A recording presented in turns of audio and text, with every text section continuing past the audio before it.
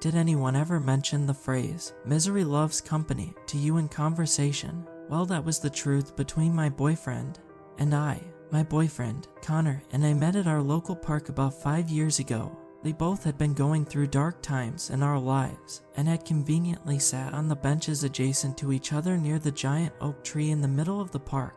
I remember the sad look in his eyes as I approached him, his beautiful emerald eyes meeting my own.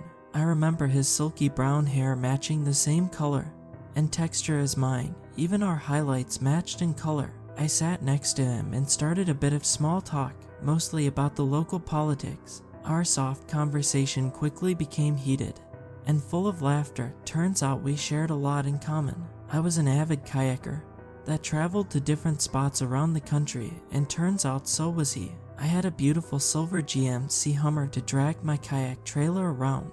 He ended up walking me back to my car in the nearby parking lot, and I noticed he had the same style car as mine. I didn't see any problems when we found his car parked next to mine. In fact, I was overjoyed.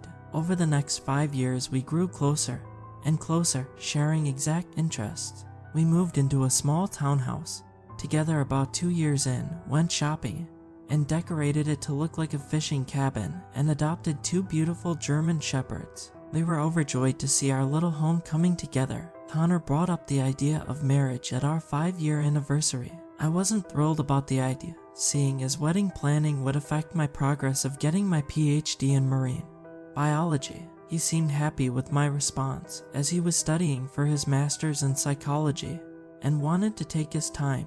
I don't know why, but his response caught my attention. Something felt eerie about it, but nothing I could pinpoint.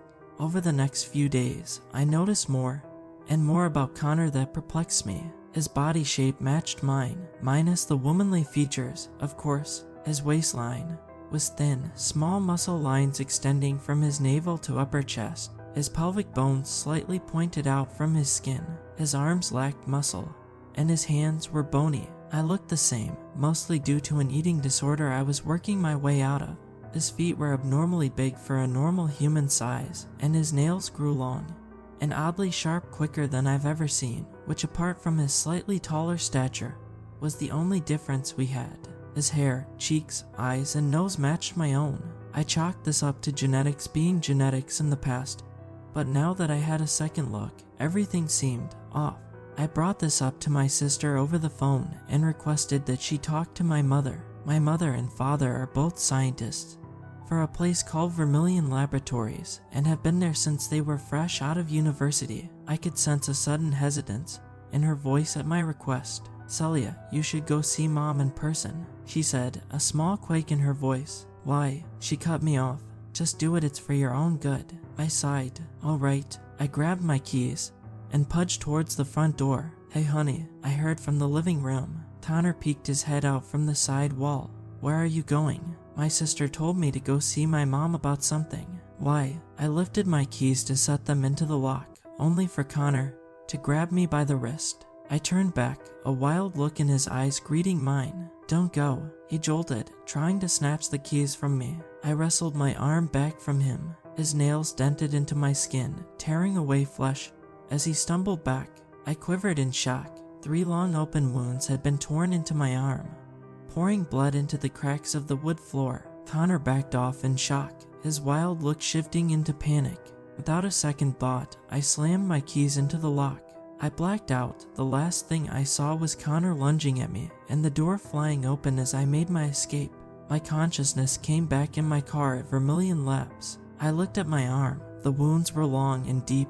I took a pocket knife and cut my shirt to use as a dressing for my wounds, then quickly made my way inside, only to turn back and see Connor leaping out of his car at the end of the lot. I ran as fast as I could. Connor was right on my tail. "Celia." His roar made my hair stand on edge. What the hell did I fall in love with? Who the hell was this man? Endless questions filled my mind as I ran down the seemingly endless halls. I made my way to the basement of the lab, hopping over the ledge that kept visitors from entering. I hit the first stair only to feel my ankle give away. I braced myself, each stair impact leaving bruises on my body. Connor's voice was far away enough to lend me a bit of relief The basement was pitch black. Small flashing red buttons from the side walls punctured the darkness. I felt around, sliding my hands along the walls, coming to a switch at the edge of the room.